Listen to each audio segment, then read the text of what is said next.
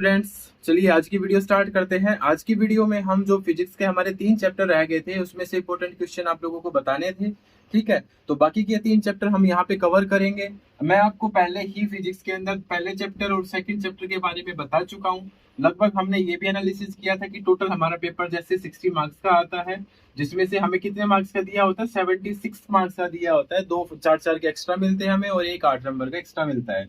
ठीक है, फिर उसके बाद मैंने आप लोगों को ये बता दिया था कि लगभग हर एक चैप्टर की जो वेटेज है वो 14 प्लस 15 के आसपास रहने वाली है। तो 2 चैप्टर हम यहाँ से कवर कर चुके थे, लगभग लगभग 28 मार्क्स के आसपास का, 28 से 30 मार्क्स का हम यहाँ से कर चुके थे। अगले 3 चैप्टर जो मैं आज आप लोगों को बताऊंगा, ठीक है, जो अगले 3 चैप्टर मैं आप लोगों को बताऊंगा, तो लगभग ये भी चैप्टर 40 के आसपास का कवर करेंगे ही करेंगे। मतलब 42 से 45 तक का यहाँ से कवर होएगा आज के चैप्टर से, जो मैं आप लोगों को बताऊंगा। तो थोड़ा सा ध्यान से देखते रहना। ठीक है, हम चैप्टर वाइज चैप्टर चलते हैं। तो सबसे पहले अब हम तीसरा चैप्टर उठाते हैं, जो हमारा है इलेक्ट्रोस्टैटिक एंड इलेक्ट्रिसिटी। ठीक है, तो जो यूनिट हमारी थर्ड है, इलेक्ट्रोस्टैटिक्स एंड इलेक्ट्रिसिटी।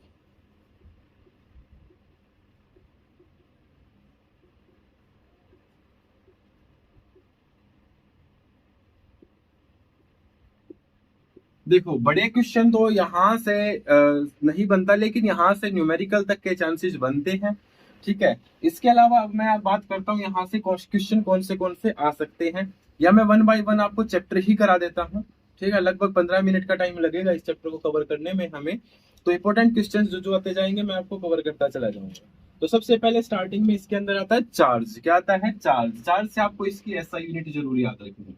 तो एसआई यूनिट क्या होती है? चार्ज की। तो चार्ज की एसआई यूनिट क्या होती है? कुलाम होती है। क्या होती है? कुलाम। ये जरूर याद रखिए, 1 मार्क्स का क्वेश्चन बन सकता है। उसके बाद नेक्स्ट क्वेश्चन बनता है कुलाम्स लॉ ऑफ इलेक्ट्रोस्टैटिक। क्या क्वेश्चन बनता है? Coulomb's law of electrostatic. जो कुलाम्स लॉ ऑफ इलेक्ट्रोस्टैटिक है वो क्या कहता है?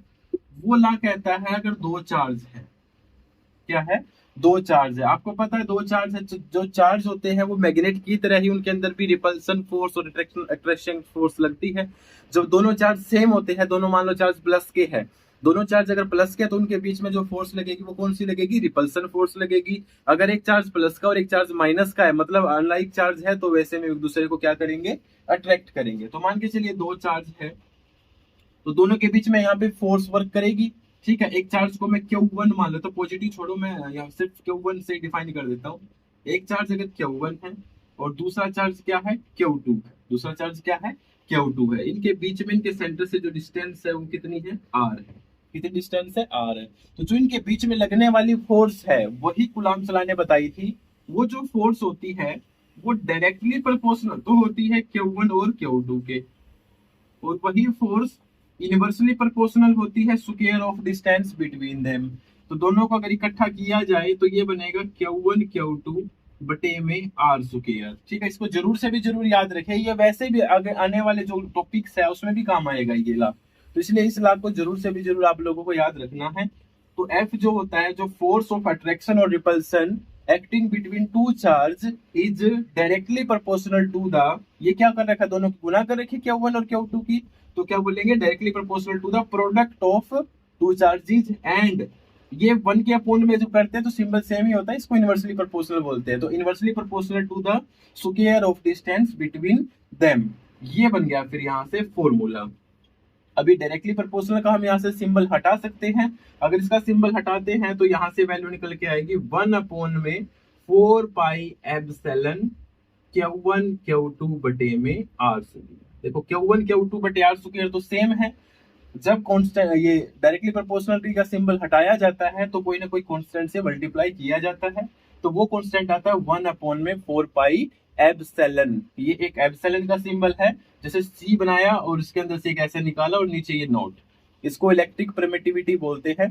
फिलहाल आपको ये बिल्कुल नहीं पढ़ना, सिर्फ रट्टा मार लेना इसका, इस फॉर्मूले का। ये फॉर्मूला आपको जरूर याद होना चाहिए। ठीक है, तो ये किसका बताया? अभी अभी हमने आपको ये इलेक्ट्रिक परमिटिविटी के बारे में बताया था। ठीक है, तो Coulomb's law of electrostatic most important topic है, अपने आप में इतना सा याद रखना है। और साथ में इससे पहले इसकी डेफिनेशन मैं आपको बोल चुका हूं, दोबारा से रिपीट कर रहा हूं। एफ जो है दो चार्जेस के बीच में लगने वाली फोर्स, तो इसको आप इंग्लिश में कन्वर्ट करके कैसे बोलोगे? द फोर्स ऑफ अट्रैक्शन और repulsion between two charges is, वो क्या है? Directly proportional. डायरेक्टली प्रोपोर्शनल किसके? Q1 और Q2 के। Q1 और Q2 की मल्टीप्लाई कर रखी है, तो directly proportional to the product of two charges and inversely proportional to the square of distance between them. ये हमारा हो जाएगा कूलम्ब्स लॉ, जो काफी इंपॉर्टेंट है। चलिए मैं अब एक बार इसके टॉपिक्स भी लिख ही देता हूँ, तो थोड़ा सा आपका माइंड भी सेट हो जाएगा। तो मेरे अकॉर्डिंग देखो, सबसे पहला जो है कूलम्ब्स लॉ, जो याद रखने की चीज। सेकंड इसके बाद आएगा electric line of force,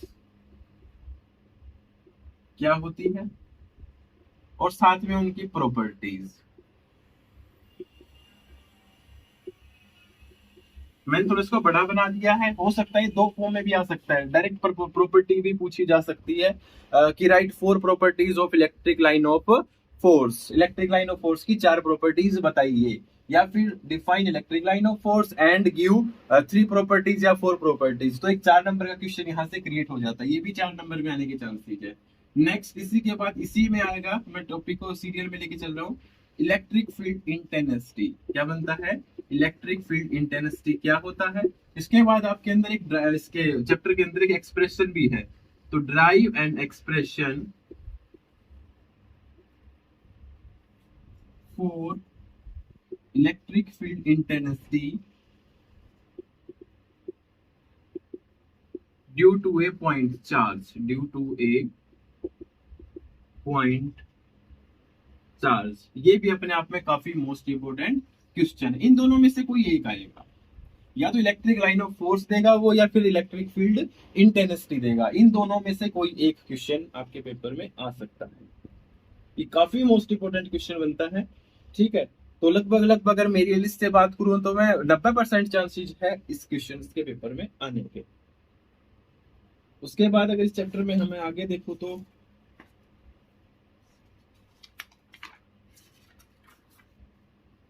electric line of force हमने बता दिया। इलेक्ट्रिक फ्लक्स का कुछ याद नहीं करना। हाँ, गोज लॉ, गोज लॉ जो है उसकी सिर्फ डेफिनेशन और फॉर्मूला। क्या गोज लॉ?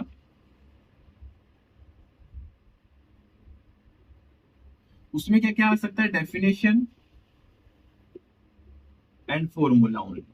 एक्सप्रेशन वगैरह तो आपके सिलेबस में है भी नहीं, तो डेफिनेशन एंड फॉर्मूला। अगर डेफिनेशन और फॉर्मूले को इकट्ठा किया जाए तो शायद 4 नंबर का क्वेश्चन फिर भी नहीं बनता है। तो मेरे अकॉर्डिंग यहाँ से या तो इस क्वेश्चन में कुछ और ऐड करके देगा, जैसे कूलम्ब्स लॉ, गोस लॉ 2 नंबर के बना दिए, तब 4 का पूरा मार्क्स का क्वेश्चन बना दिया। या फिर हो सकता है इसको एक ही नंबर में इसका फॉर्मूला पूछ ले, ठीक है, या फिर एक नंबर में इसकी डेफिनेशन पूछ ले। ऐसे कूलम्ब्स लॉ का भी फॉर्मूला एक नंबर में पूछा जा सकता है। ये मैंने गोस लॉ के बारे में बताया। इसके बाद आगे चलते हैं इसके अंदर।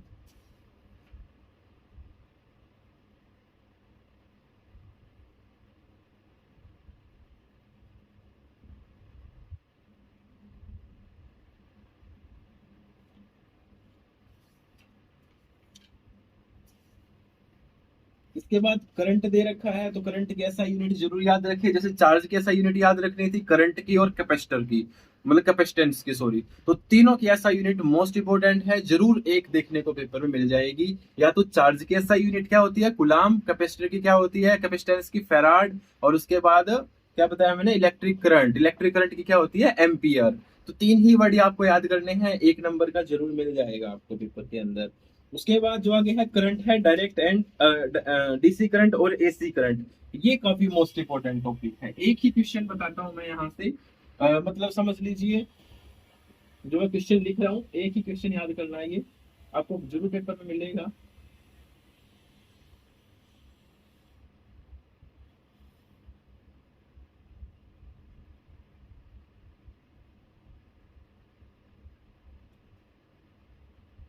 भाई एसी करंट क्या होता है? Why AC is preferred over DC.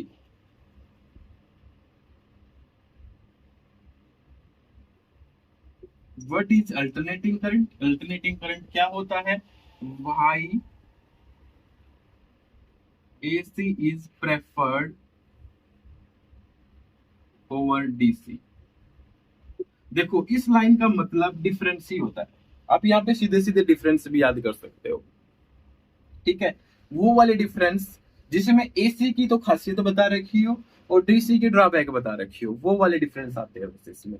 तो आप क्या करो, एसी और डीसी के अंदर इसका जो दूसरा क्वेश्चन एसी को मॉडिफाई करके ये बनाया जा सकता है कि difference between AC and DC, AC और डीसी के बीच में अंतर बताइए। तो चार अंतर भी पूछ सकता है, ये भी पूछ सकता है भी एसी डीसी से ज्यादा अच्छी क्यों है। ठीक है, तो इसका ये दो रीजन यहाँ पे, दो क्वेश्चंस मतलब यहाँ से क्रिएट हो जाते हैं एसी और डीसी से। काफी मोस्ट इंपोर्टेंट है ये भी। उसके बाद एक लॉ और है, मैं यहाँ ही लिख देता हूँ कोमा लगा के, ओम्स लॉ। कौन सा लॉ है? Ohm's law. ऐसे तीन लॉ इस चैप्टर के अंदर मेन मेन आते हैं, गोज लॉ, ओम्स लॉ और कुलाम्स लॉ। पेपर में 100% एक तो आएगा ही आएगा, और ज्यादा बड़ा कोई भी नहीं है, मतलब 4 नंबर की हैसियत कोई सा भी नहीं रखता है। तो इस वजह से या तो 1 नंबर में आपसे फॉर्मूला पूछ लिया जाएगा, या फिर हो सकता है इनमें से कोई दो आपको 2-2 मार्क्स के 4 नंबर के क्वेश्चन में दे दिए जाए। समझ गए? कोई 4 नंबर का क्वेश्चन बना के उसी के अंदर 2 पॉइंट नहीं पूछ लेते जैसे 2-2 मार्क्स में, ऐसे तोड़ मरोड़ करके पूछा जा सकता है। अदरवाइज यहाँ से 1 नंबर का या तो फॉर्मूला पूछा जाएगा यहाँ से, या स्टेटमेंट पूछी जा सकती है। ठीक है, तो जरूर याद रखिए। ओम्स लॉ के बाद यहाँ पे सीरीज और पैरेलल कॉम्बिनेशन है रेसिस्टेंट का। चलिए मैं इसको थोड़ा सा अरेंज करके और बताता हूँ क्या है सीरीज और पैरेलल कॉम्बिनेशन।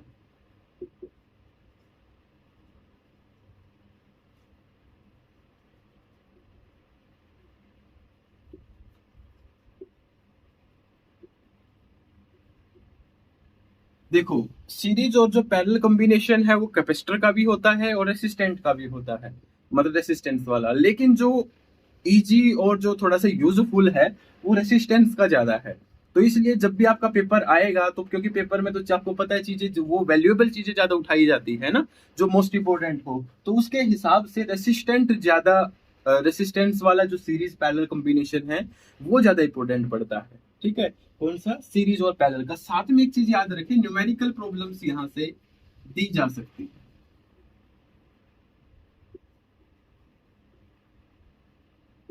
इस बात का विशेष ध्यान रखें, जरूरी नहीं क्योंकि सीरीज और पैरेलल कॉम्बिनेशन बहुत दिनों से आता जा रहा है, आता जा रहा है, आता जा रहा है, बच्चे इसको रट लेते हैं, तो कई बार ना ये ऐसे क्वेश्चंस आउटडेटेड हो जाते हैं।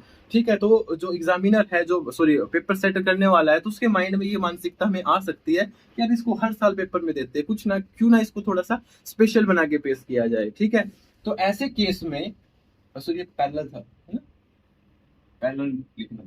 ठीक है, ऐसे केस में क्या है कि इसके कॉम्बिनेशन को ना पूछ के इसके ऊपर न्यूमेरिकल पूछा जा सकता है, कोई फिगर भी दी जा सकती है कि भी इसमें से इसका इक्विवेलेंट व रेसिस्टेंट निकाल के दिखाओ। तो बात करें यहां से तो दोनों के चांसेस बनते हैं, सीरीज और पैरेलल कॉम्बिनेशन के भी और साथ में इनकी न्यूमेरिकल प्रॉब्लम के भी। ठीक है, तो आप दोनों का विशेष ध्यान रखें, न्यूमेरिकल प्रॉब्लम्स को जरूर से जरूर करें। इसके बाद इस चैप्टर में आगे बस जी खत्म। तो मैं इस चैप्टर के सारे क्वेश्चंस आपको लिखवा चुका हूँ। अब मेरे अकॉर्डिंग यहाँ से एक 4 नंबर का क्वेश्चन यहाँ से आएगा, इन दोनों में से कोई एक। ठीक है, एक एसीडीसी में से आएगा एक 4 नंबर का क्वेश्चन, और एक सीरीज पैरेलल में से आएगा एक 4 नंबर का क्वेश्चन। ठीक है, गोसला, कुलाम्सला और क्या बोला था मैंने, ओम्सला, इसके ऊपर मैंने 1 नंबर का क्वेश्चन बोला है। इसके अलावा एक ऐसा यूनिट के ऊपर भी मैंने क्वेश्चन आपको बोला है। तो 4 3 12 और 2 14, 14 नंबर का मैं यहाँ से आपको क्लियरली बता चुका हूँ। ठीक है, तो यही बनते हैं मेन इंपोर्टेंट टॉपिक इस चैप्टर के। ठीक है, इससे बाहर नहीं जाएगा। ठीक है, जरूर से भी जरूर आपको यहाँ से 12 13 नंबर के तो देखने को ही मिल जाएगा। कोई एक दो क्वेश्चन इधर उधर जाए तो हम कोई गारंटी नहीं लेते हैं। ठीक है, लेकिन हमारे पॉइंट ऑफ व्यू से ये हमारे 14 नंबर इस चैप्टर की तरफ से है। ठीक है, चलिए अब हम गुलाम सलाह पढ़ चुके थे, अब धीरे धीरे हम एक एक को कवर करना शुरू करते हैं। ज्यादा लिखेंगे नहीं, टाइम वेस्ट नहीं करेंगे, तो धीरे धीरे चैप्टर्स को जो हमारे इंपोर्टेंट क्वेश्चंस हैं उनको कवर करेंगे। ठीक है, एसी और डीसी के बारे में मैं नहीं बता रहा, बड़ा आसान क्वेश्चन है, खुद से याद कर लेना। ठीक है, एसी और डीसी का जो क्वेश्चन मैंने लिखा था ये मैं नहीं बता रहा हूँ, मतलब बता रहा हूँ, क्वेश्चन तो बता रहा हूँ मैं कि इंपोर्टेंट है, मैं यहाँ समझा नहीं रहा हूँ। ठीक है, ये आप खुद से कर लेना तैयार, कुछ आप भी अपनी तरफ से मेहनत करना। ठीक है, चलिए अब मैं बात करता हूँ आगे, इलेक्ट्रिक लाइन ऑफ फोर्स क्या होती है। अब हमने बताया आपको कुलाम्स लॉ, तो कुलाम्स लॉ के बाद क्योंकि ये चैप्टर थोड़ा सा सीक्वेंस में चलता है, तो उसके बाद एक चीज और आती है इलेक्ट्रिक फील्ड। क्या होता है, क्या चीज बताया हमने, इलेक्ट्रिक फील्ड। इलेक्ट्रिक फील्ड क्या होता है, जैसे एक चार्ज रखा हुआ है कोई भी, उस चार्ज के चारों तरफ का वो एरिया जिसके अंदर उसके जो फोर्स को हम एक्सपीरियंस कर सकते हैं, क्या कर सकते हैं, उस फोर्स को इसके आसपास एक्सपीरियंस कर सकते हैं, ऐसा वो फील्ड। ठीक है। एक अब आपको पता है ना, यहाँ से ये जैसे आप अगर माइंड में सेट ना हो तो जैसे मैग्नेट का एग्जांपल माइंड में सेट कर लेना। मान के चलिए मैग्नेट है, अभी लोहे को अपने पास चिपकाएगी। अभी एक लोहे की चीज इतनी दूर रखी हुई तो ये नहीं चिपका पाएगी, पास आएगी तो अभी तो चिपकाएगी इसको। तो इसके आसपास का कोई ना कोई एक ऐसा एरिया बन जाएगा ना जहां पे हम इसके फील्ड को एक्सपीरियंस कर सकते हैं। ठीक है, इसकी फोर्स को एक्सपीरियंस कर सकते हैं, वो मैग्नेटिक फील्ड हो गया। सेम उसी प्रकार अगर यहाँ पे एक चार्ज है, चार्ज के चारों तरफ के एरिया को हम क्या बोलते हैं, इलेक्ट्रिक फील्ड होकर बोल देंगे, जहां पे हम उसकी फोर्स को एक्सपीरियंस कर सकते हैं। अब उस फोर्स को एक्सपीरियंस करने के लिए हम एक टेस्ट चार्ज लेते हैं। क्या लेते हैं, एक टेस्ट चार्ज।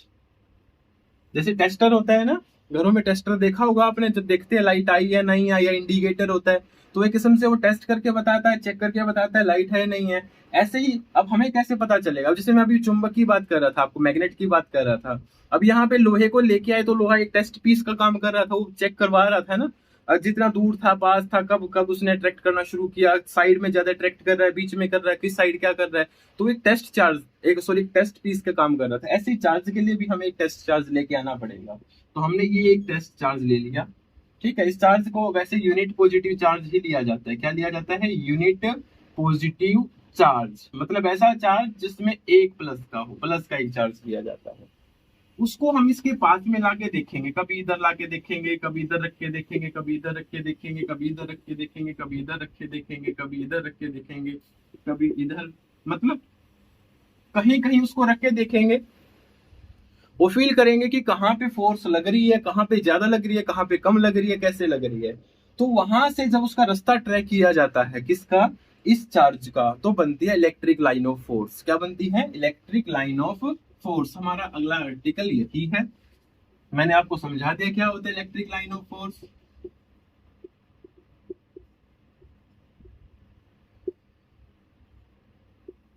क्या बोला मैंने, electric line of force, the path traced by a unit test charge. मैं शॉर्ट फॉर्म में लिख रहा हूं, path traced by a test charge. Test charge भी लिख सकते हो आप, या फिर ब्रैकेट में लिख भी देना यूनिट पॉजिटिव चार्ज। एक यूनिट पॉजिटिव चार्ज के द्वारा रास्ता जो ट्रेस किया जाता है, किसके अंदर होना चाहिए, वो इलेक्ट्रिक फील्ड के अंदर, when placed in electric field.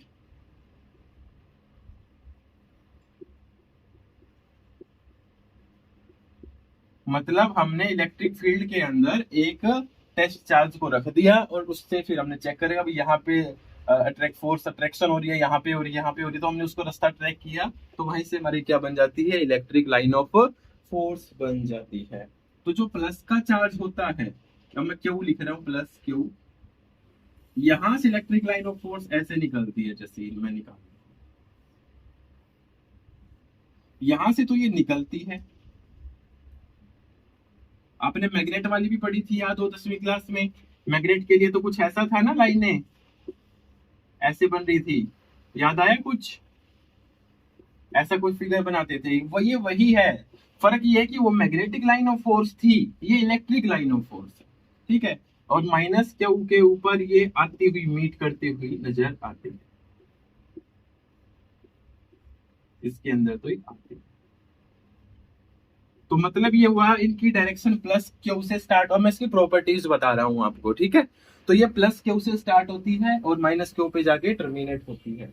ठीक है, मतलब ये हुआ कि ये पॉजिटिव चार्ज से स्टार्ट होती है और नेगेटिव चार्ज पे जाके क्या होती है, टर्मिनेट होती है, मतलब खत्म होती है, पहली। दूसरा, मैग्नेटिक लाइन ऑफ फोर्स के अंदर तो क्लोज लूप बनता था, अभी मैंने करके दिखाया आपको, लेकिन इसके अंदर कोई क्लोज लूप नहीं बनता था। They do not make any close loop like magnetic line of force. Magnetic line of force की तरह ये कोई भी क्लोज लूप नहीं बनाती है। दूसरी अगली बात, ये कभी एक दूसरे को इंटरसेक्ट नहीं करते थे, they do not intersect each other. और अगला, अगर सेम डायरेक्शन हो, जैसे इसकी डायरेक्शन भी उधर है, उसकी डायरेक्शन भी उधर है, तो एक दूसरे को पैरेलल रिपेल करती है। क्या करती है? रिपेल करती है। अगर इलेक्ट्रिक लाइन ऑफ फोर्स की सेम डायरेक्शन में जा रही है तो वो एक दूसरे को क्या करेंगी? रिपेल करेंगी। ठीक है, तो ये भी इसकी प्रॉपर्टीज होगी। ठीक है, इसके अलावा और क्या है? जहां पे ज्यादा लाइन ऑफ फोर्सेस होंगी, जहां इलेक्ट्रिक लाइन ऑफ फोर्सेस क्या होंगी? ज्यादा होंगी, वहां पे जो हमारा इलेक्ट्रिक फील्ड होता है वो क्या होगा? स्ट्रॉन्ग होगा। वहां पे इलेक्ट्रिक फील्ड क्या होगा हमारा? स्ट्रॉन्ग होएगा। तो इस प्रकार मैंने आपको लगभग लगभग 5-6 प्रॉपर्टीज बता दी है। तो आप इनको जरूर याद कर लेना, कोई भी चार जरूर से भी जरूर याद कर लेना यहाँ से। ठीक है,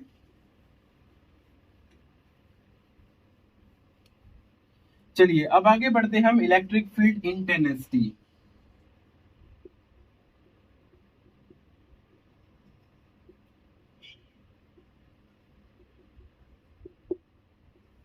अब इलेक्ट्रिक फील्ड, वही बात जो अभी अभी कर रहे थे, सारा एक दूसरे से रिलेट है टॉपिक, इसलिए बता रहा हूँ, सीक्वेंस में चला रहा हूं मैं। ठीक है, इलेक्ट्रिक फील्ड हो गया, उसमें इंटेंसिटी का क्या मतलब हुआ?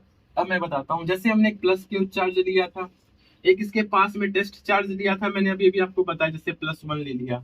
ठीक है, अब मान के चलो यहाँ ही +1 रखा है, एक बार मैंने इस +1 को यहाँ रखा, एक बार इस +1 को यहाँ रखा, तो कहां पे फोर्स ऑफ अट्रैक्शन और रिपल्सन ज्यादा होगा? आपको पता है कि जो जितना क्लोज होगा तो फोर्स ऑफ अट्रैक्शन और रिपल्सन ज्यादा होगा, यहाँ पे कम होगा, यहाँ पे कम होगा, और दूर जाएंगे और कम होगा, ऐसा ही कुछ होता है। तो आखिर किस पॉइंट पे कितना होगा? फॉर एग्जाम्पल, ये पॉइंट ले लिया, इस पॉइंट को मैंने नाम दे दिया पी पॉइंट का। किसका नाम दे दिया? जैसे पी पॉइंट का नाम दे दिया। ठीक है, इसके ऊपर मैंने यहाँ पे एक अपना यूनिट पॉजिटिव चार्ज लिख दिया। क्या ले लिया मैंने? यहाँ पे पी पॉइंट के ऊपर एक यूनिट पॉजिटिव चार्ज ले लिया। तो इस पी पॉइंट के ऊपर कितनी फोर्स एक्सपीरियंस होगी?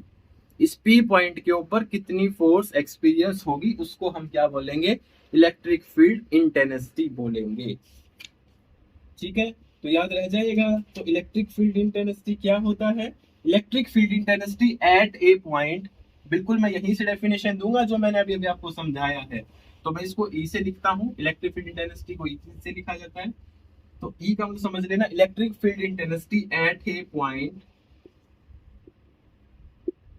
Is defined as force experienced by unit positive charge, force experienced by unit positive charge placed at that point।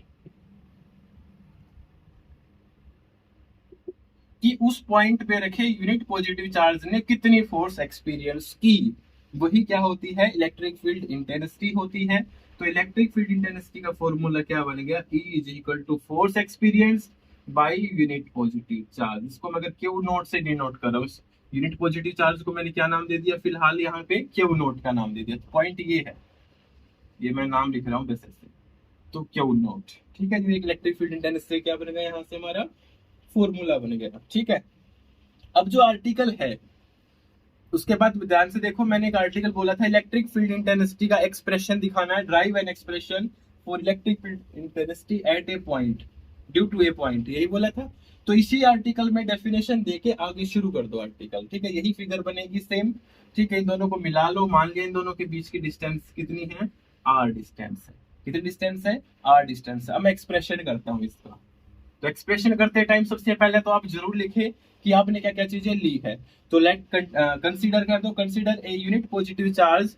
ठीक है, एक तो हमने सॉरी क्या लिखा है? प्लस क्यू चार्ज लिया है इन एयर। लेट बुक में भी देख सकते हो आप कि भाई हमने एक प्लस क्यू चार्ज लिया है, उससे थोड़ी सी दूर एक पी पॉइंट के ऊपर हमने टेस्ट चार्ज लिया है, जो इससे कितनी डिस्टेंस पे मौजूद है? आर डिस्टेंस पे मौजूद है। ये लाइनें आपको इंग्लिश में लिख के तब आपको अपना आर्टिकल स्टार्ट करना है। ठीक है, तो consider a charge placed in air. ठीक है, उसके बाद आप आगे क्या लिखोगे? ठीक है, let P a point, let P B a point at which क्या है? Unit positive charge is placed. ठीक है, ऐसे लिखे कि unit positive charge is placed which is R distance from Q charge, जो क्यू चार्ज से कितनी दूर पे रखा हुआ है? आर डिस्टेंस पे रखा हुआ है। ये बात लिखने के बाद फिर आपको आगे का काम शुरू करना है। According to according to Coulomb's law. Coulomb's law पढ़ा था आपने? तो बताओ भाई, कुलाम्स लॉ क्या पढ़ा था आपने? कुलाम्स लॉ कहता था F इज इक्वल टू किसके होता है, 1/4 pi epsilon force. Force experience by इसके हिसाब से लिख रहा हूं मैं। तो फोर्स एक्सपीरियंस तो F इज इक्वल टू किसके होता है, 1/4 पाई एप्सिलॉन। वहां पे था Q1 Q2 बटे में आर स्क्वायर, यही था। लेकिन अब की बार यहाँ पे ये Q1 ना होके सिर्फ Q है, और ये क्या बोल रखा है मैंने, Q0 बोल रखा है, Q0 ऐसे बोल रखा है। तो हम इसको इस हिसाब से मॉडिफाई कर देंगे, ठीक है। अभी अभी हमने थोड़ी सी देर पहले इलेक्ट्रिक फील्ड इंटेंसिटी का फॉर्मूला भी पढ़ा था, ठीक है। तो electric field intensity at point P, तो electric field intensity at point P, तो वो बराबर किसके होएगी भाई, E is equal to F upon में क्यू नोट होएगी। तो E इज इक्वल टू किसके होएगी, एफ अपॉन में क्यू नोट। अभी अभी लिखा था ये लाइन, बस यहाँ एफ की वैल्यू पुट कर दो, क्वेश्चन खत्म। तो इलेक्ट्रिक फील्ड इंटेंसिटी एफ की वैल्यू पुट करें, कितनी है, 1/4 pi epsilon Q Q note बटे आर स्क्वायर, और बटे में कितना है यहाँ पे, क्यू नोट है, तो बटे में कितना है, क्यू नोट से क्यू नोट कट जाएगा, तो ये बराबर आ जाएगा 1/4 पाई एप्सिलॉन क्यू अपॉन में आर स्क्वायर। तो ये हो गया खत्म, बस इतना सा ही तो आर्टिकल होता है, ठीक है। कुलाम्स लॉ वाली स्टेटमेंट रखनी है, E is equal to F by Q, F की वैल्यू कुलाम्स लॉ वाली पुट कर दो, हो गया आर्टिकल खत्म। लाइनें लिखने का थोड़ा सा तरीका एक बार प्रैक्टिस कर लेना बुक से देख के, ठीक है। चलिए, ये हमारा एक्सप्रेशन भी हो गया, इलेक्ट्रिक फील्ड इंटेंसिटी भी खत्म हो गया। आगे बढ़ते हैं हम गोस लॉ की तरफ, इसकी तरफ बढ़ते हैं। गोस लॉ, गोस लॉ क्या करता है, गोस लॉ का पहले तो आप फॉर्मूला याद करें। गोस लॉ का फॉर्मूला, अगर आपने फॉर्मूला याद कर लिया तो स्टेटमेंट बनानी काफी आसान हो जाती है। तो गोस लॉ का फॉर्मूला है इलेक्ट्रिक फ्लक्स, ये फाई जो सिंबल है ये इलेक्ट्रिक फ्लक्स के लिए होता है। ये होता है इलेक्ट्रिक फील्ड इंटेंसिटी, उसका सरफेस इंटीग्रल होता है, ठीक है। ये इंटीग्रेशन का ही सिंबल है, और ये वो सिंबल यहाँ पे क्लोज सरफेस को डिफाइन कर रहा है, किसको कर रहा है, क्लोज सरफेस का। तो ये बराबर होता है 1 में एप्सिलॉन नोट इनटू क्यू, या फिर इकट्ठा भी लिख देते हैं हम इसको, कई बार ऐसे भी लिख सकते हैं, क्यू अपॉन में एप्सिलॉन। ये तो होता है गोस लॉ का फॉर्मूला, पूरा लिख देना, ठीक है। अब इसको स्टेटमेंट में कैसे लिखेंगे, तो द इलेक्ट्रिक फ्लक्स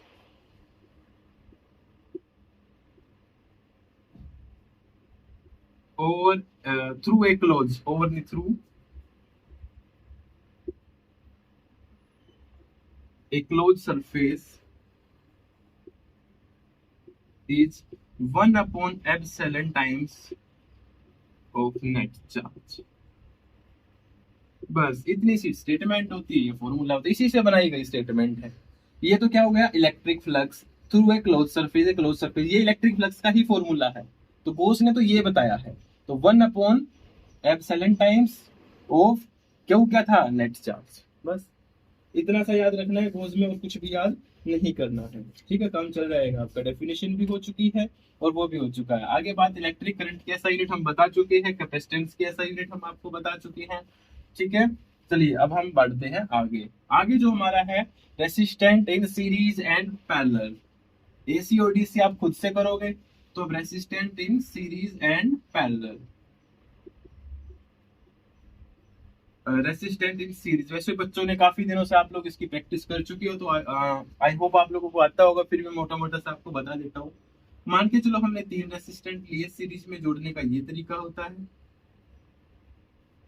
ये रेसिस्टेंट R1 था, ये रेसिस्टेंट R2 था, ये रेसिस्टेंट R3 था। इनको एक बैटरी से कनेक्ट किया गया, सॉरी बैटरी से,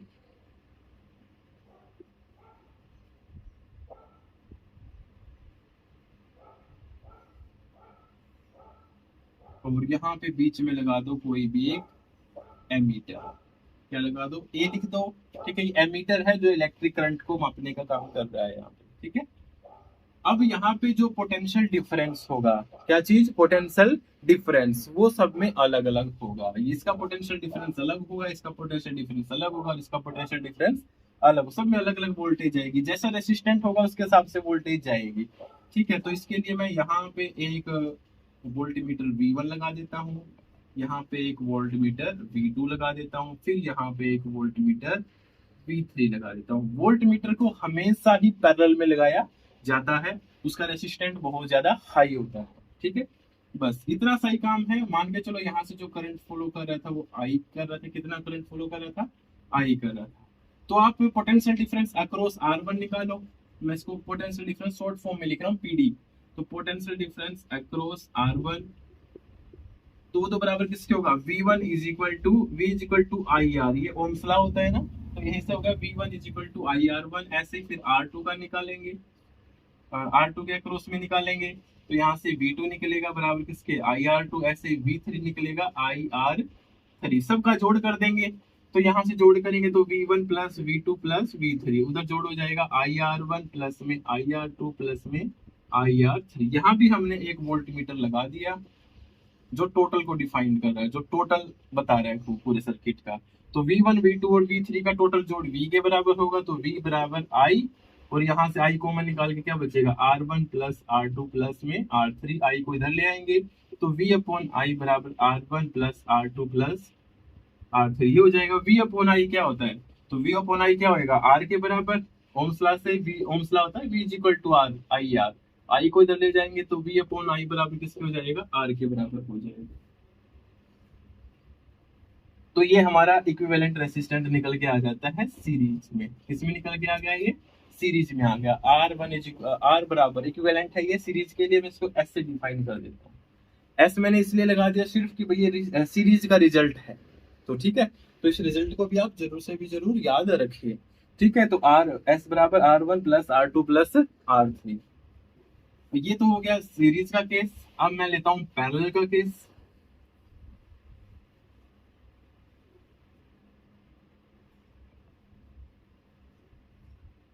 रेसिस्टेंट इन पैरेलल। पैरेलल के अंदर रेसिस्टेंट को एक ही पॉइंट से जोड़ा जाता है। जैसे एक रेसिस्टेंट ये जोड़ दिया, फिर यहीं से दूसरा जोड़ दिया, फिर यहीं से हमने तीसरा जोड़ दिया। तो ये R1 मान लिया, ये R2 और ये R3। फिर से एक बैटरी लगाई। ये टोटल वोल्टेज। अब वोल्ट मीटर देखो, इस पॉइंट पे लो या यहाँ पे लो या यहाँ पे लो तो सेम आना है। ठीक है, और दूसरी बात इसके अंदर क्या है कि जिसका रेसिस्टेंट मान लो हाई है तो वहां से ऑब्वियसली सी बात है करंट कम चला जाएगा, जहां रेसिस्टेंट कम होगा वहां से करंट ज्यादा चला जाएगा। तो ऐसे में पोटेंशियल डिफरेंस सभी R1 और R2 और R3 में सेम रहता है। तो पैरेलल के केस में जो अलग होता है वो I अलग होता है। जैसे यहाँ से I चला, अब यहाँ से समझ लो पानी जा रहा है।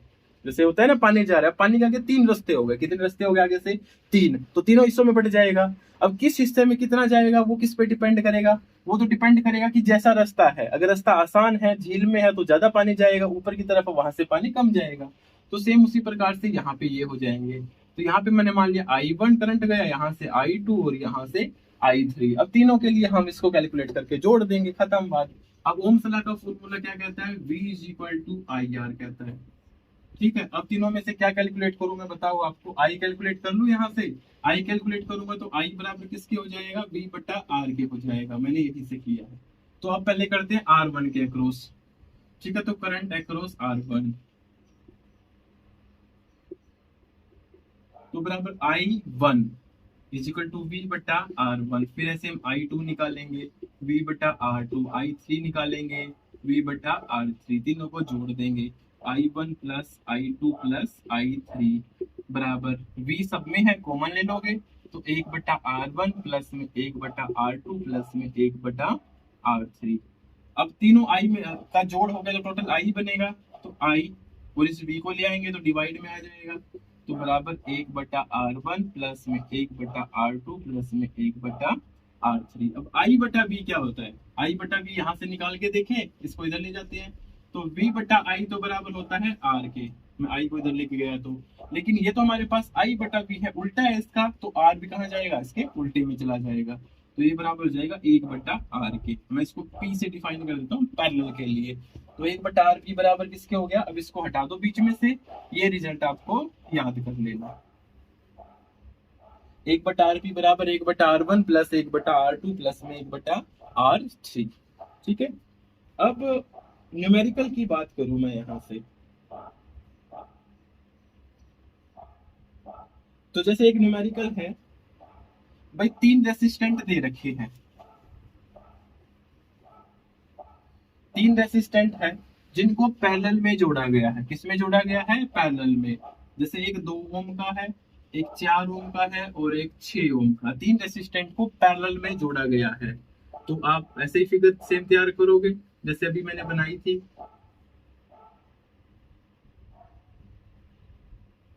एक तो 2 ओम का, थोड़ी सी बड़ी बना लेता हूं मैं।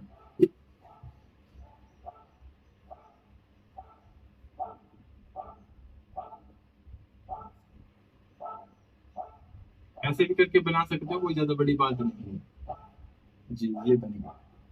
ये एक रेसिस्टेंट तो 2 ओम का दे रखा है, एक रेसिस्टेंट 4 ओम का, एक रेसिस्टेंट 6 ओम का। ठीक है। अब इनको पैरेलल में जोड़ा गया, हमने पैरेलल में जोड़ लिया। इसके बाद आगे कोई बैटरी वैटरी नहीं, कुछ नहीं दे रखा। एक बार आप इसका इक्विवेलेंट निकाल लो। क्या? बहुत सिंपल सा चीज दे रखी है। अब आप इसका इक्विवेलेंट रेसिस्टेंट निकालो। ऐसा लगता है कि साइंस का क्वेश्चन ना होके मैथ का क्वेश्चन दे रखा है। ठीक है, बड़ा आसान है। तो अब आपको पता है पैरेलल कॉम्बिनेशन में है, तो हम रिजल्ट जानते हैं। ठीक है। तो equivalent resistant in parallel combination, equi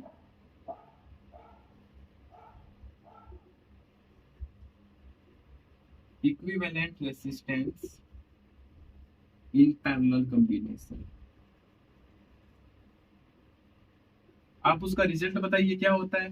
मैं रिजल्ट लिखना चाह रहा हूं, तो 1/RP बराबर 1/R1 प्लस में 1/R2 प्लस में 1/R3। यही रिजल्ट होता है। बस रिजल्ट में आपको वैल्यू पुट कर देनी है।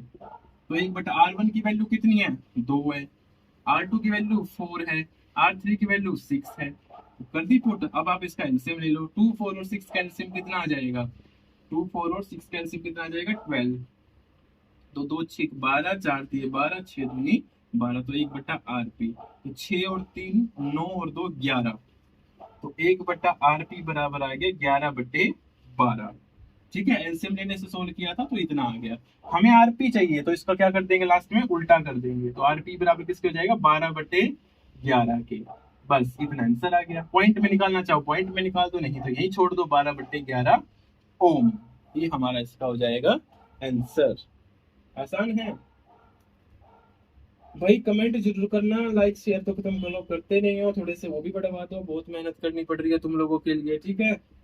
चलिए आगे। ऐसा क्वेश्चन 2 4 6, 4 6 16 12 13 कुछ भी दे सकता है। 3 की काउंटिंग भी दे देता है। जैसे ये भी दे सकता है आपको भाई, 3 दे दिया, इधर 6 दे दिया, इधर 9 दे दिया। ठीक है। 3 6 9 के ऊपर क्वेश्चन करो, ऐसा भी हो सकता है। तो आप यहाँ पे सीधा सीधा यहीं पे 3 6 9 फिगर, कोई काम कुछ नहीं है, सिर्फ एडिशनल है। आपने बता दिया कि पैरेलल कॉम्बिनेशन ऐसे होता है, बस। फिगर का कोई यूज नहीं है फिलहाल यहाँ पे। बस आपका यहाँ एलसीएम बदल जाएगा, क्वेश्चन सोल्व हो जाएगा। अब बताओ 3 6 और 9 में एलसीएम कितना होता है? 3 6 और 9 में एलसीएम कितना लेंगे? 18 लेंगे। 3 6 18, 6 3 18, 9 दूनी 18, 6 और 3 9 और 2 11/18 आ गया। यहाँ पे पलटी करेंगे वापिस तो 18/11 आंसर। ठीक है। तो इस प्रकार का आपका यहाँ से क्वेश्चन बन सकता है रेसिस्टेंस सीरीज पैरेलल कॉम्बिनेशन से। तो ये चैप्टर मेरी तरफ से कंप्लीट है। ये अकेला चैप्टर करके आप लोग आराम से, जितना मैंने अभी आपको बताया है, बिल्कुल आपको 14 नंबर 15 नंबर का आसानी से देखने को मिल जाएगा। अब आगे बढ़ते हैं नेक्स्ट चैप्टर की तरफ।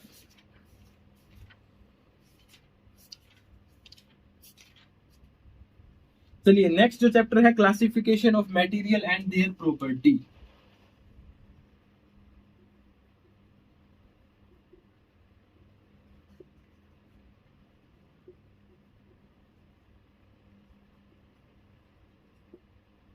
Classification of material and their properties.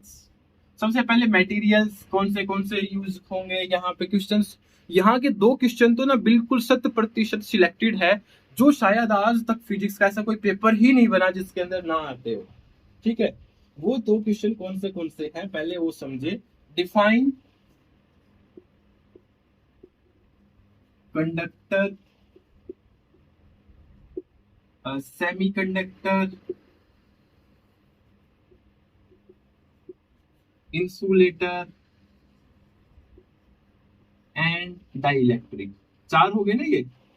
वैसे तो 3 देता है पेपर में, 4 भी लिख दिए, चारों ही लिख दिए। चारों की डेफिनेशन विद एग्जाम्पल।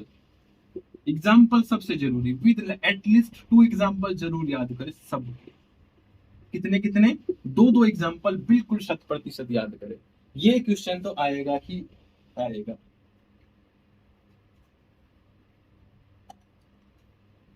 ठीक है। दूसरा क्वेश्चन इसमें से एक और बनता है, वो भी मोस्ट इंपोर्टेंट क्वेश्चन बनता है। जो आपके ये ना मैग्नेटिक मटेरियल्स थे, कौन से थे? Magnetic materials.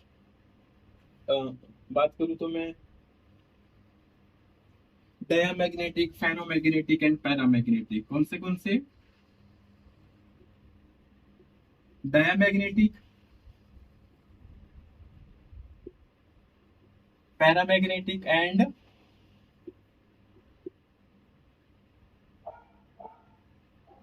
फेरोमैग्नेटिक। ठीक है। ये चारों तीनों की डेफिनेशन विद 2 एग्जांपल। कम से कम दो दो एग्जांपल आप इसके भी याद रखोगे, ऐसे मटेरियल्स याद रखोगे। नोट्स इसके अवेलेबल है हमारे पास इस चैप्टर के, और इस चैप्टर के शायद मैंने नोट्स सभी बच्चों को भेज भी रखे हैं। फिलहाल जो बच्चे देख रहे हैं, अगर हो सके उनको एक दूसरे से मिल जाएंगे, नहीं तो कोई बच्चा मुझे अगर चाहता है तो व्हाट्सएप पे मैसेज डाल देना, मैं आपको उस चैप्टर के भी नोट्स मैं आप लोगों को भेज दूंगा। मेरे पास फिलहाल 2 ही चैप्टर के नोट्स अवेलेबल हैं। एक तो जो फर्स्ट चैप्टर था सबसे स्टार्टिंग वाला, ठीक है, उसके, और एक ये वाला चैप्टर है जो क्लासिफिकेशन ऑफ मटेरियल्स वाला है। तो यहाँ से सबसे बड़ी बात तो ये है इस चैप्टर की, बिल्कुल ये 2 क्वेश्चन तो बनते ही बनते हैं, ये नहीं जाने वाले क्वेश्चन। ठीक है, ये 2 क्वेश्चन तो बनेंगे ही बनेंगे। और एक और बात, ये क्वेश्चन इतने बड़े हो जाते हैं कि यहाँ से 8 नंबर के आने के पूरे पूरे चांसेस हैं। 8 में आएगा तो सबकी डेफिनेशन पूछ लेंगे, 4 में आएगा तो किसी 2 की पूछ लेंगे, ये बात जरूर ध्यान रखिए। 8 में आएगा तो सारों की पूछ के पूरा क्वेश्चन बना देंगे, और अगर 2 में आया तो, सॉरी 4 नंबर में आया तो कोई भी 2 डेफिनेशन देके आपको इस चैप्टर में खत्म कर देंगे कि भाई ये 2 डेफिनेशन बता दो, काम चल जाएगा।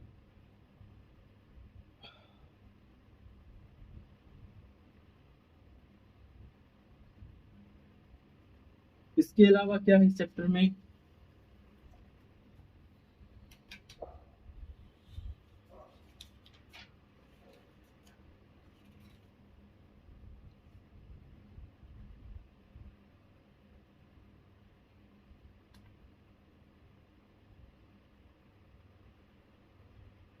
इंट्रिंसिक और एक्सट्रिंसिक, और जी इसके अलावा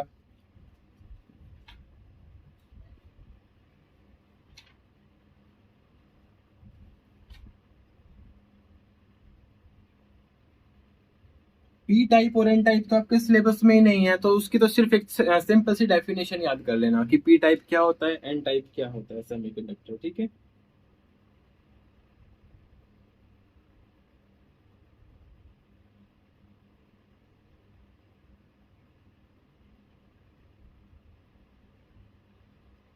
फिलहाल तो भैया और कोई क्वेश्चन इसके अंदर है ही नहीं, यही क्वेश्चन बनते हैं बस।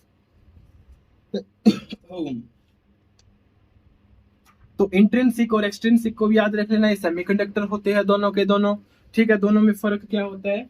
इंट्रिंसिक तो बिल्कुल प्योर होता है, और एक्सट्रिंसिक के अंदर क्या कर देते हैं, सेमीकंडक्टर के अंदर कुछ इंप्योरिटीज एडिट कर देते हैं। ठीक है, क्या कर देते हैं उसके अंदर, कुछ इंप्योरिटीज एडिट कर देते हैं, उसको एक्सट्रिंसिक बोलेंगे। ठीक है, जो इलेक्ट्रिक कंडक्टिविटी है वो इंट्रिंसिक की लो होती है, और एक्सट्रिंसिक क्योंकि उसके अंदर इम्प्योरिटी मिलाते ही इसीलिए है ताकि उसकी कंडक्टिविटी बढ़ जाए। ठीक है, तो उस केस में उसकी इलेक्ट्रिक कंडक्टिविटी हाई होती है। ठीक है, इसके अलावा जो टेम्परेचर, वो तो जो इंट्रिंसिक, क्योंकि वो प्योर है, प्योर है तो सिर्फ टेम्परेचर पे डिपेंड करता है। एक्सट्रिंसिक जो है टेम्परेचर पे भी, और साथ में कितनी इम्प्योरिटी उसके अंदर ऐड की है उसके ऊपर भी डिपेंड करता है। ठीक है, अब इस चैप्टर के अंदर ये 2 क्वेश्चन जो 8 नंबर में आए हैं, अब एक चीज और ध्यान रखे, ये सिर्फ समझो मत कि 8 का ही काम हुआ है, ये काफी बड़े क्वेश्चन है दोनों। तो यहां से लगभग मेरी तरफ से आप 12 नंबर मान के चले, ये 12 नंबर का टास्क है। ये दोनों ही क्वेश्चन पेपर में आएंगे, कोई एक नहीं, दोनों ही क्वेश्चन में आएंगे। ठीक है, ये वाला भी आएगा, ये वाला भी, क्योंकि 8 में तो एक ही देगा। तो हो सकता है ये 8 में देके इसमें से कोई 2 पूछ ले 4 नंबर में, या फिर इसको 8 में देके इन 2 में से पूछ ले कोई 4 नंबर में, ऐसा हो सकता है। इसके अलावा इस चैप्टर से आप इंट्रिंसिक और एक्सट्रिंसिक का डिफरेंस याद करोगे।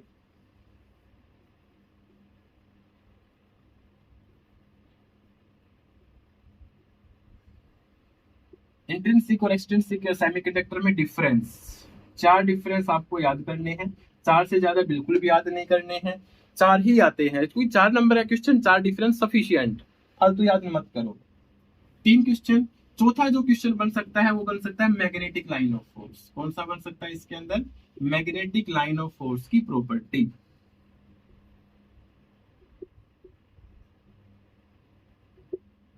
मैग्नेटिक लाइन ऑफ फोर्स की प्रॉपर्टी, ठीक है, बस यही क्वेश्चन क्रिएट होते हैं और कोई क्वेश्चन इस चैप्टर के अंदर से है ही नहीं।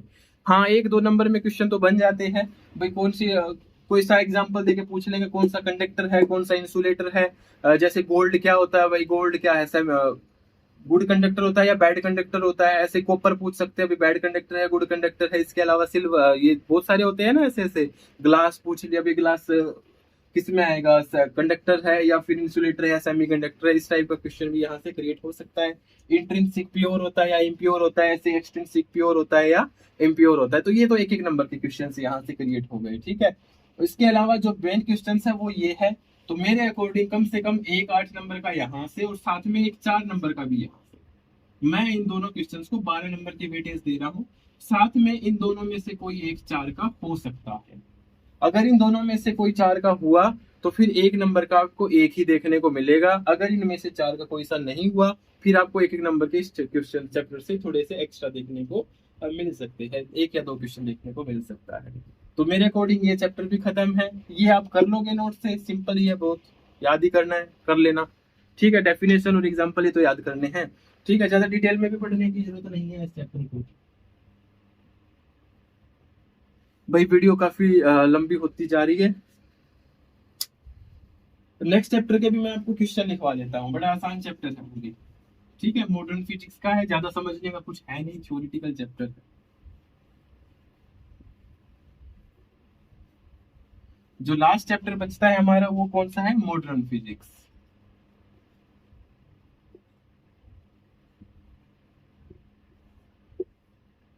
अब मॉडर्न फिजिक्स के अंदर से क्या आ सकता है, ठीक है। मॉडर्न फिजिक्स के अंदर चलो एक बार मैं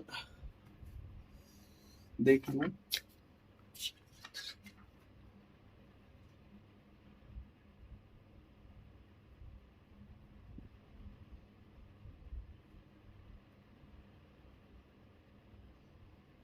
भाई वीडियो काफी लंबी हो गई है, गर्मी ज्यादा है, मैं फिलहाल क्वेश्चन लिखवा रहा हूँ, ठीक है, आप याद कर लेना बस मॉडर्न फिजिक्स से। सबसे पहला तो लेजर की फुल फॉर्म,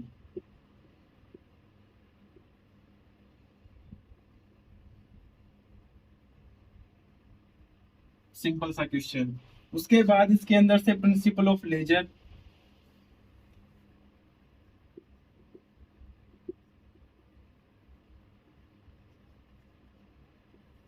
इसी में ही आता है, वैसे अलग अलग से भी बता देता हूं मैं। स्टिमुलेटेड एमिशन,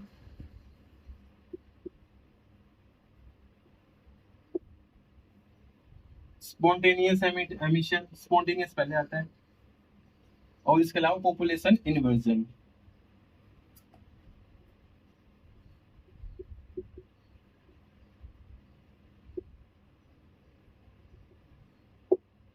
स्पॉन्टेनियस, स्टिमुलेटेड और पॉपुलेशन इन्वर्जन।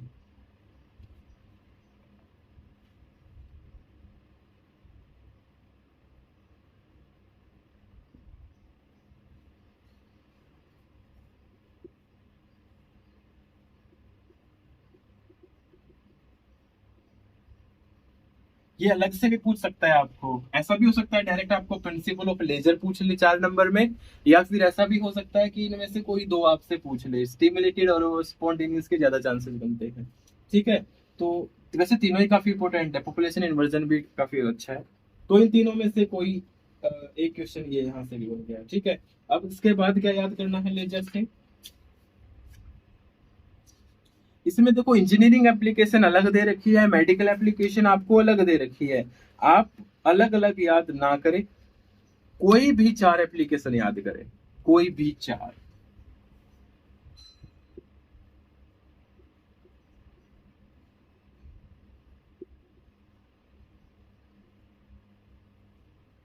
इसके बाद ये बताया मैंने आपको क्वेश्चन, ठीक है, प्रिंसिपल ऑफ लेजर बताया, स्पॉन्टेनियस एमिशन, स्टिमुलेटेड एमिशन, ठीक है, और इसके अलावा क्या बताया हमने आपको कि यहाँ से 4 एप्लीकेशन ऑफ लेजर।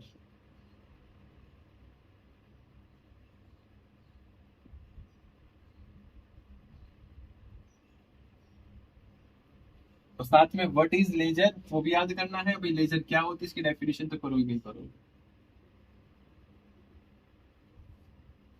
डेफिनेशन, ठीक है। चलो ये तो होगा सारा लेजर का। अब इसके बाद आगे मैं बढ़ता हूँ ऑप्टिकल फाइबर पे।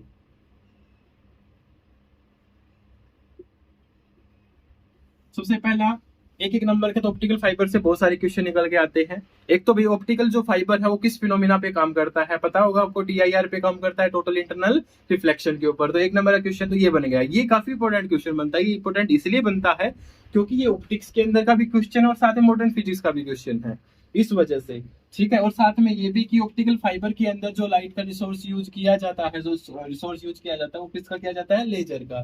तो लाइट सोर्स कौन सा होता है, लेजर होता है, किसके अंदर, ऑप्टिकल फाइबर के अंदर। इसके अलावा आप ऑप्टिकल फाइबर की एप्लीकेशन याद करेंगे, 4 एप्लीकेशन, सेम उसी प्रकार से 4 एप्लीकेशन, एनी 4 करनी है, ठीक है, कोई भी 4। इसके अलावा फिर इसमें आपको आता है ना mono mode optical fibre and multi mode. तो मोनो मोड और मल्टी मोड ऑप्टिकल फाइबर क्या होती है ये भी याद करना है, ठीक है।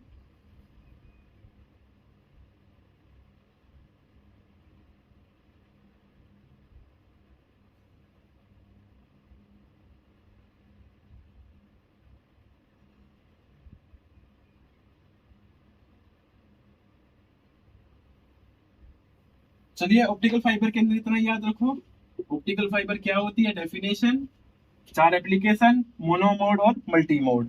सेम इतना ही काम आपको नैनो टेक्नोलॉजी का याद करना है, बिल्कुल सेम सेम। आगे नैनो टेक्नोलॉजी भी है। तो नैनो टेक्नोलॉजी के अंदर डेफिनेशन और साथ में उसकी 4 एप्लीकेशन, इतना सही बस। नैनो टेक्नोलॉजी क्या होती है और उसकी 4 एप्लीकेशन आपको याद करनी है। यहाँ से लगभग लगभग आपके सारे क्वेश्चन छोटे आएंगे, मतलब 8 नंबर का तो बनेगा नहीं यहाँ से। तो 3 क्वेश्चन आपके यहाँ से आएंगे, 4 4 नंबर के। कितने क्वेश्चन आएंगे, 3 क्वेश्चन। तो ऑब्वियसली सी बात है कि भी एक लेजर से आने के चांसेस है, एक ऑप्टिकल फाइबर से आने के चांसेस है और एक नैनो टेक्नोलॉजी से आने के चांसेस है। तो तीनों में से एक एक क्वेश्चन दे देंगे। ये और में समझ के चलो, या तो वो आपसे प्रिंसिपल डिफाइन पूछ लेगा, साथ में स्पॉन्टेनियस ये वाला है, 4 एप्लीकेशन है लेजर की। ऑप्टिकल फाइबर के अंदर क्या बताया, डेफिनेशन, एप्लीकेशन, मोनोमोड और मल्टीमोड। इसके अलावा नैनो टेक्नोलॉजी और उसकी 4 एप्लीकेशन। एप्लीकेशन आप मेडिकल इंजीनियरिंग अलग अलग ना करके सिर्फ 4 4 एप्लीकेशन याद कर लीजिए, काफी है, ठीक है। तो ये चैप्टर मेरी तरफ से यही क्वेश्चन बनते हैं, इसके इंपॉर्टेंट क्वेश्चंस। अगर आज वाला आप सारा खत्म करते हो, जो मामला मैंने आपको कंप्लीटली बताया, तो भाई लगभग, अब बात करता हूं मैं लास्ट में एक बार और फिर कंक्लूजन के ऊपर। क्या कंक्लूजन रहेगा जो हमने आपको पढ़ाया है उससे। बातों को ध्यान से समझिए। 4 चैप्टर, फिर वही, सॉरी 5 चैप्टर, 60 नंबर, और टोटल कितने नंबर का, 76 का। फिलहाल अगर मैं 14 14 को डेफिन करूं तो भी 70 नंबर होते हैं, 6 फिर भी बच जाते हैं। तो जो आज वाले हमने 3 चैप्टर किए हैं और जो कल वाले किए थे, तो हर एक चैप्टर को 15 का तो मान के ही चलो। तो 15 3 45 यहाँ से जरूर कवर होंगे, 30 वहां से, 75 कवर हो जाएंगे। एक दो कोई छूट गया तो देखो मैं कह नहीं सकता, एक दो मार्क्स का क्वेश्चन। अदरवाइज लगभग लगभग फिर भी 45 और 30 जोड़ोगे तो मैं 75 नंबर का मैं मानता हूं कि यहाँ वीडियो से आपका कवर हो सकता है, ठीक है। वीडियो से लगभग इतना 95% चांसेस है कि यहाँ से ही आएगा। दूसरी बात, अब 75 में से आप लोग भाई वही है, पेपर तो हमें कितने का अटेम्प्ट करना है, 60 का ही अटेम्प्ट करना है। तो मेरी स्ट्रेटजी थी ये 75 तक हम ऐसे ले सकते हैं। हमें तो 75 लेने ही नहीं है, हमें तो कितने लेने हैं, सिर्फ 60 लेने हैं ना। कितने लेने हैं, 60। तो भाई 2 वीडियो आपको अच्छे से करते हो, जो जो टॉपिक बोले हैं। स्पेशली कुछ चीजें ऐसी होती है जो हम लिख देते हैं, कई बार बोलते नहीं है। कुछ चीज ऐसी होती है जो हम लिखते नहीं है, बोल के मुंह से बता देते हैं भाई ये चीज इंपॉर्टेंट है, कर लेना। तो उसके ऊपर अगर आप विशेष ध्यान देते हो चीजों के ऊपर, तो 60 में से भाई 55 प्लस आ जाएंगे। कितना कह रहा हूं मैं, ध्यान से देखिए जरा, सिर्फ 2 वीडियो 55 प्लस की गारंटी के साथ, ठीक है। अब लाइक शेयर और सब्सक्राइबर रुकने नहीं चाहिए बिल्कुल भी, साथ में कमेंट जरूर करें सारे के सारे बच्चे जो जो देख रहे हैं।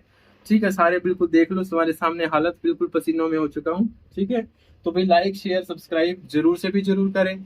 अगर आप ऐसा करते हो तो नेक्स्ट जो आपका एक पेपर और होने वाला है, मैं उसमें भी आपके लिए स्पेशल एक डेफिनेटली वीडियो बना दूंगा, जो आपको वहां भी 50+ लेके चला जाएगा। ठीक है, जो कॉमन सब्जेक्ट होता है, जैसे ईवीएस होता है, केमिस्ट्री होता है, किसी की केमिस्ट्री होगी, किसी का ईवीएस होगा, मैं उसके ऊपर भी वीडियो बनाने के लिए रेडी हूँ। लेकिन आप लोगों का साथ चाहिए, थोड़ा सा सपोर्ट कीजिए। ठीक है, ओके, चलो आज की वीडियो खत्म करते हैं यही वाली। ओके, टाटा बाय बाय। आई होप आप सभी बच्चे अच्छे से अपना पेपर करेंगे। ठीक है।